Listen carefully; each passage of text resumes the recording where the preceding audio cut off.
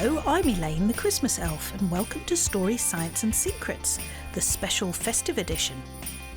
If you want to hear our adventure in sound Lost on Infinity, you'll need to go back to episode 1 of Story, Science and Secrets.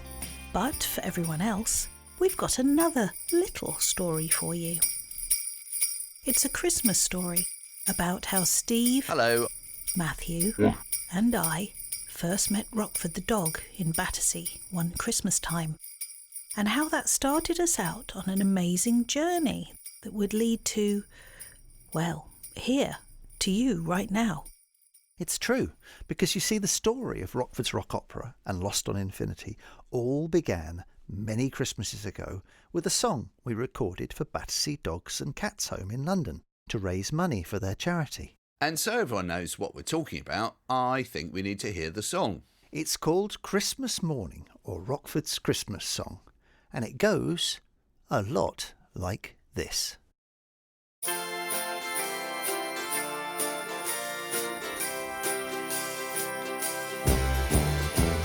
Day's dawning on a Christmas morning for me and you, and Rockford too. Dreams come to life on Christmas morning. We'll sail away.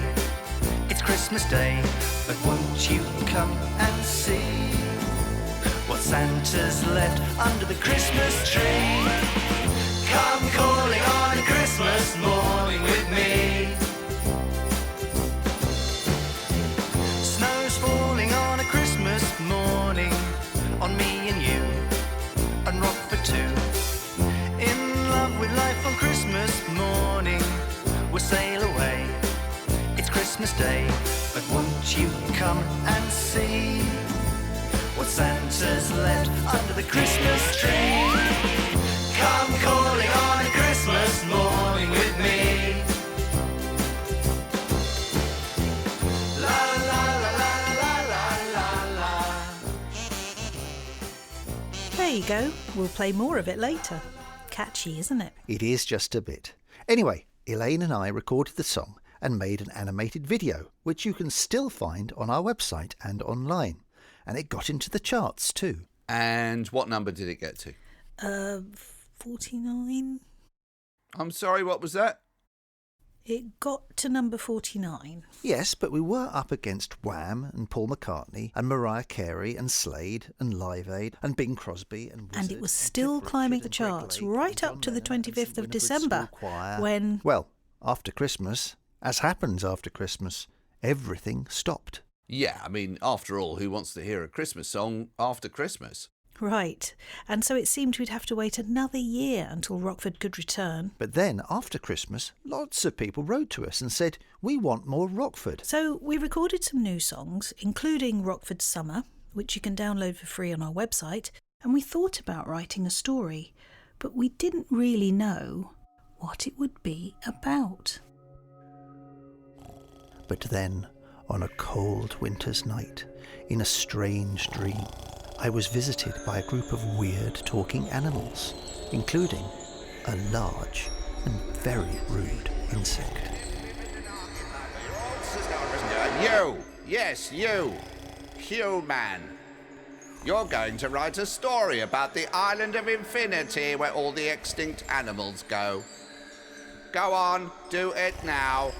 But how? You need to ask your old school friend, acclaimed comedian and host of BBC Radio 4's The Now Show, Steve Patton. What an excellent idea. Yeah, he can do voices. To be fair, some are better than others. And you'll need your wife too. And together you will create a rock opera.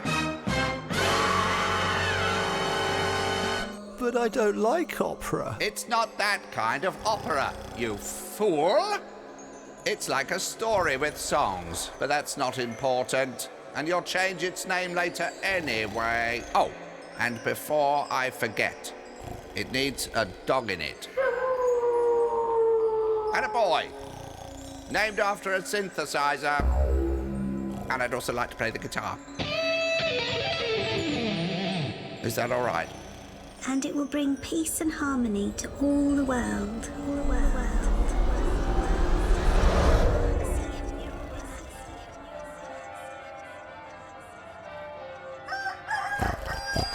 And so I woke the next morning, buzzing with ideas, and reminding myself that it really wasn't sensible to eat cheese before bedtime. OK, well, it didn't really happen quite like that. Perhaps it was a bit more like finding your socks. Well, what is completely true, though, is that Matthew and Elaine and I did talk about Rockford after that first Christmas song, and we'd spent lots of time together working out the story of Infinity and writing the words and coming up with the characters and the songs. And it was great fun, working together, friends sharing ideas and creating adventures. And so everything that's happened with Rockford's Rock Opera, Lost on Infinity and Stories, Science and Secrets happened because of a catchy little Christmas song. And as you might have noticed, as a tribute, the last song in Lost on Infinity, New World Dawning, which you heard in episode 14, is actually Rockford's Christmas, but with different words.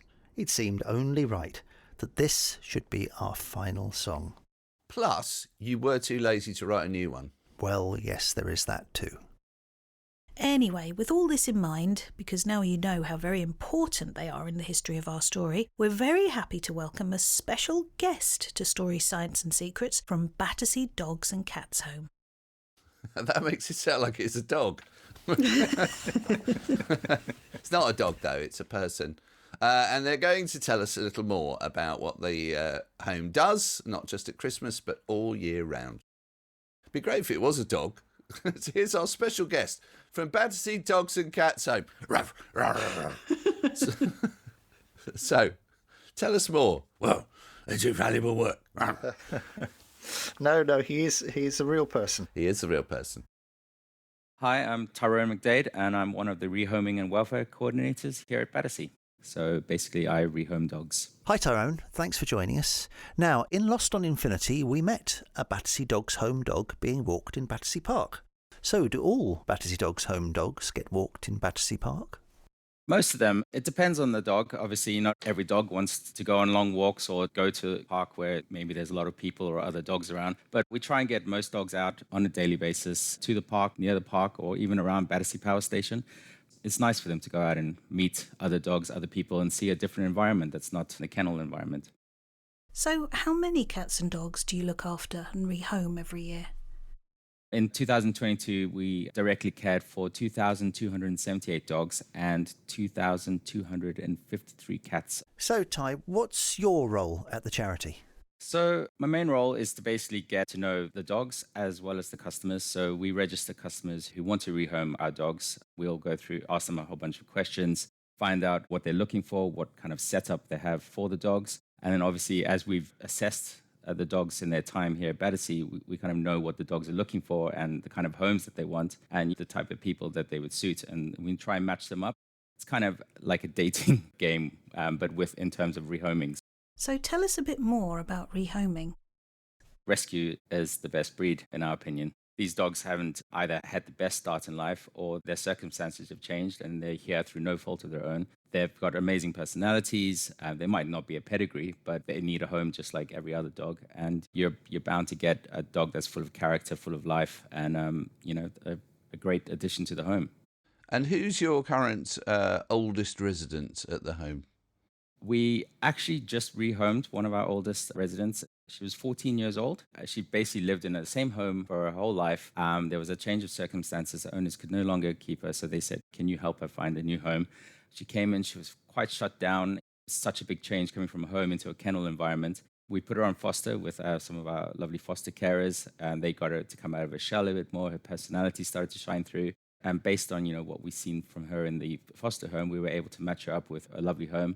She lives with cats now, which we never thought she would be able to do. And her little cheeky personalities come through, and she's very active still. She loves her walks. She loves going on long walks. And, she was 14 years old, so it's never too late for any of our dogs to find a home.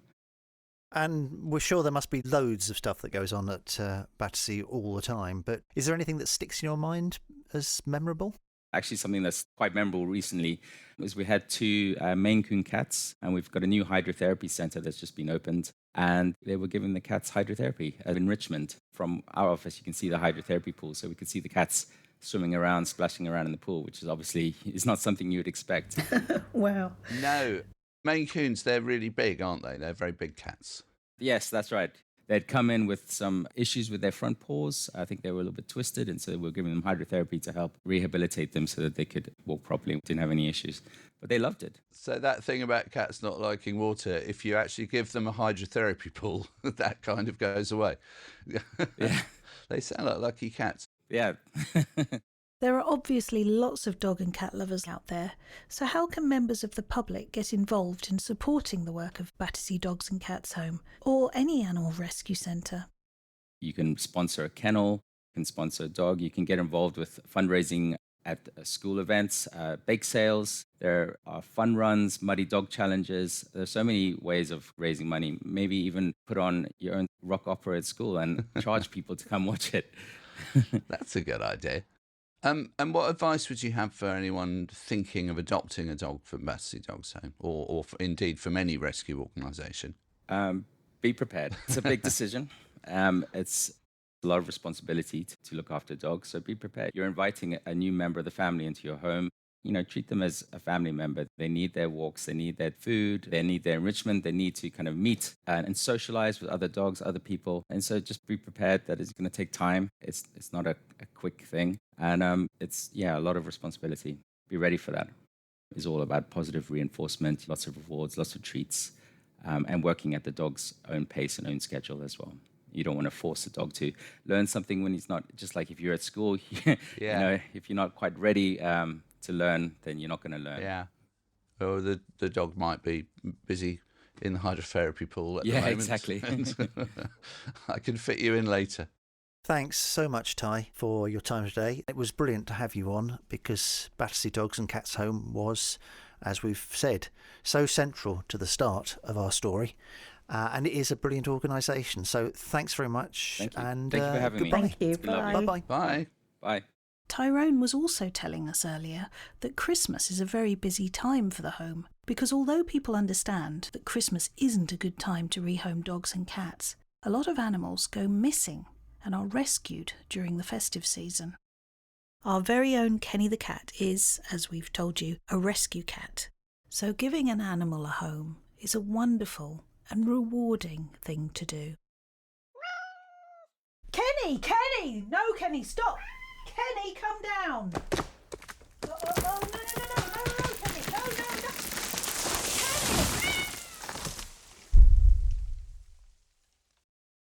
Now, because in case you hadn't noticed, it is nearly Christmas, here's Steve with some seasonal creatures secrets. And before we do this, one little bit of feedback we've had on Story Science and Secrets is that some of our content is perhaps a little bit too technical for some of our younger listeners, perhaps some rather long and difficult words to understand. And so we're really happy to welcome Dr. Gunther Welt from the Natural History Department of the University of Essen in Germany, who's going to help explain a few of the more technical and scientific words in this piece. Dr. Welt, welcome. Hello, pleased to be here.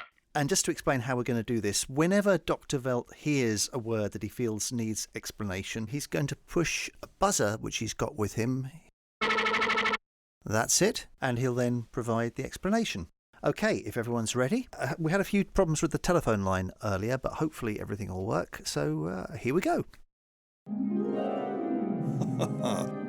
Creatures secret. Creatures secrets. Creatures secrets. Creatures secrets. Creatures secrets.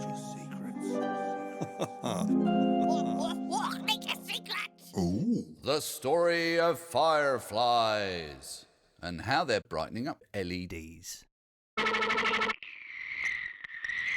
Light-emitting diodes. The holiday season is nearly here, and for those of us living in the Earth's northern hemisphere, that means a welcome break from the dark days of winter. And so it's no surprise that one of the best traditions of the festive period is decorating our homes and buildings and Christmas trees with loads of sparkling Christmas lights. However, as we deck our halls with lights, it's important to think about their environmental impact. Lighting uses electricity when we're all working to conserve our planet's precious resources. But now, scientists have discovered a way to massively reduce the cost of light bulbs by copying the firefly and their light-emitting abdomens. bottoms. Fireflies are small flying insects found in different habitats around the world, and they're what's known as bioluminescent, meaning that they can make light from their abdomens. Shiny bottoms. Through careful examination of the three-layered structure found in the firefly's lower abdomens, Bottoms. scientists have created a curved lens that can replace the expensive anti-reflective coatings used in LED lights. This ingenious design modification will make LED lights cheaper to run, making lighting more efficient and affordable for Christmas tree lights and lots more uses.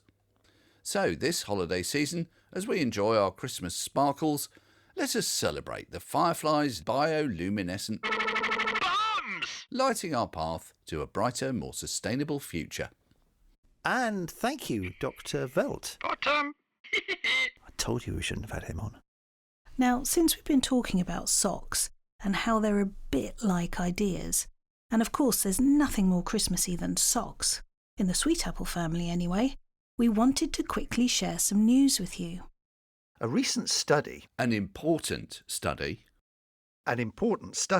in the USA has shown that the average person loses 1,264 socks in their lifetime.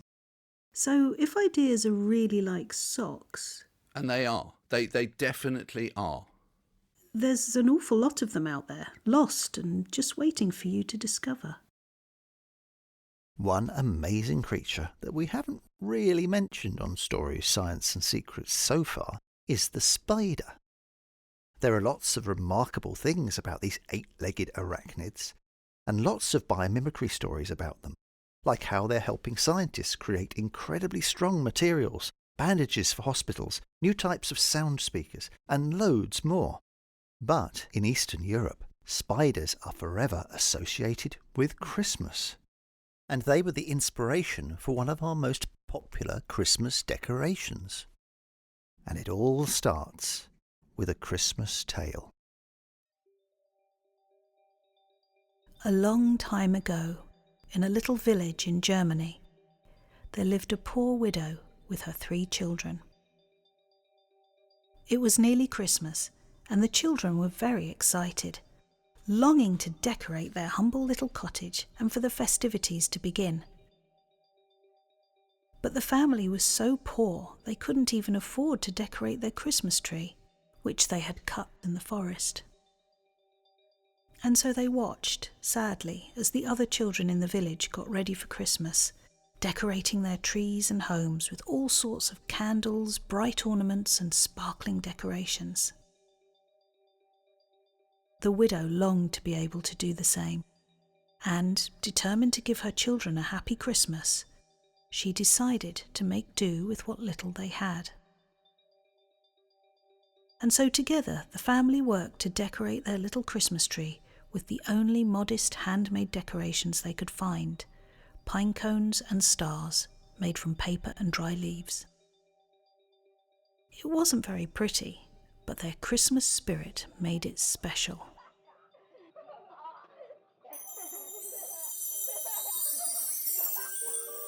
And as the family worked, high above on the ceiling, a little spider observed their efforts, and, being a spider of kind heart, it decided to give them a Christmas to remember. And so that night, while the family slept, the spider swung down to the little Christmas tree with its pine cones and paper stars, and, lit only by moonbeams, she started to weave.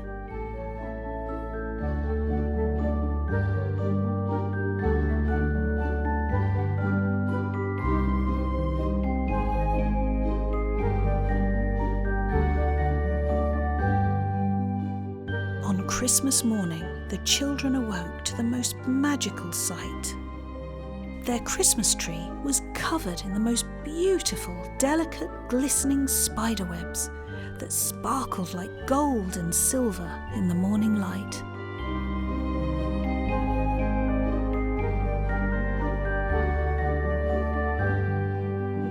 Soon the whole village heard of the magnificent decorations in the family's home and flocked to their door bringing food and presents, Because, you see, the spirit of Christmas had turned those little spiders' webs into real silver and gold, bringing good fortune and prosperity to their home forevermore.